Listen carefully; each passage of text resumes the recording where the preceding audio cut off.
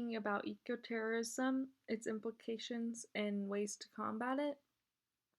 While this might seem like a distant issue, it is something that is actually currently impacting and has impacted Colorado in the past. So I feel like this is an important reason to be aware of ecoterrorism, and something that has the potential to impact any of us is important for people to know about.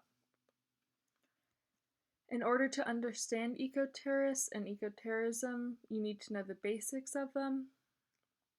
Eco-terrorists are basically any group that engages in intimidation, violence, or the destruction of property in the name of protecting the environment and the natural world.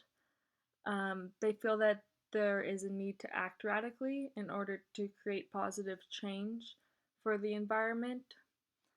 They mostly act and do their attacks in the form of destruction of property or economic damage. For example, they could destroy the tools and machinery of logging companies that promote deforestation, or set arson to luxury homes that use unsustainable materials. It's also important to understand why eco-terrorists feel the need to act and what they hope to get out of their actions. They believe humans to be equal to all other species and that all species deserve equal rights. And they feel that our current environmental policies do not do enough to represent this idea and protect our environment, and that they aren't quickly moving closer to this goal at all. They want to provide education to the general public through their actions too, and teach them about climate change and the causes of climate change. Doing these radical actions also works to put pressure on these unsustainable corporations and government and policy workers to create better and more sustainable actions. It's necessary to work towards stopping eco-terrorists because their methods have negative impacts on society, but there are factors that make fighting eco-terrorists more difficult than some other crimes. One of these is that eco-terrorist groups normally span over multiple jurisdictions, so it's hard to have a cohesive task force between all these jurisdictions.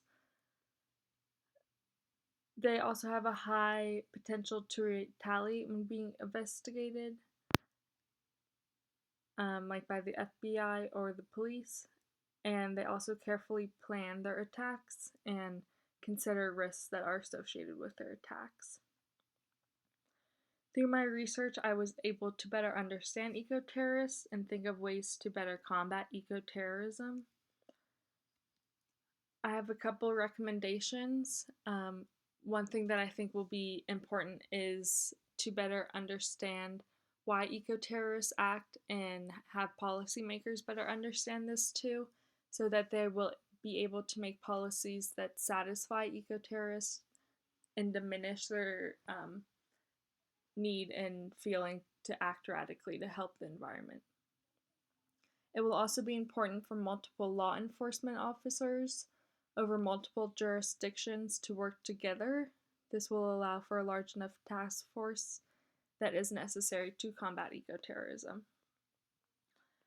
I hope you guys enjoyed hearing about eco-terrorism, the issues around it, and my ideas. I was able to develop my knowledge on this topic greatly through my research, and hope you guys were able to learn something as well.